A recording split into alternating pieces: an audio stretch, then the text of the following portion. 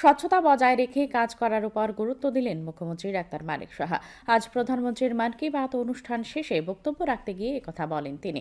বাধারঘাট বিধানসভা কেন্দ্রের ৯ নম্বর বুথে দলীয় কার্যকর্তাদের সাথে বসে প্রধানমন্ত্রীর মন কি বাত অনুষ্ঠান শোনেন তিনি।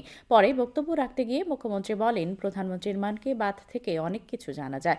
মন কি বাত অনুষ্ঠানকে গৌরবময় এপিসোড হিসেবে বর্ণনা করেন তিনি।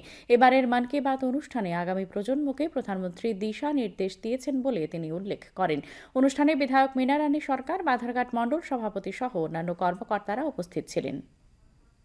এখানে বিভিন্ন বিষয়ে আলোচনা উনি রেখেছেন। আমাদের দেশের বিভিন্ন জায়গায় কীর্তিমান যারা আছেন তাদের সম্পর্কে জানাচ্ছেন। পাশাপাশি আমাদের সাধারণ মানুষের সাথে যে একটা যোগাযোগের যে ব্যবস্থা, সেটা কিন্তু আমরা কোথাও আর দেখতে পাই না। ত্রিপুরার প্রতিটা মানুষের ভিতরে আমাদের যেতে হবে, মানুষের জন্য কাজ করতে হবে, এবং সেই দিশায় আমাদের সরকারও কাজ করছে, আমাদের পার্টির ওরাও সবাই কাজ করছে। আর সর্বোপরি একটা ট্রান্সপারেন্সির যে বিষয়, সেটা আমাদের বজায় রাখতে হবে। মানুষ যেন আমাদের উপর আস্থাটা বাড়ে। মাননীয় প্রধানমন্ত্রীজির উপর আস্থা রেখেছেন, তো আমাদের উপর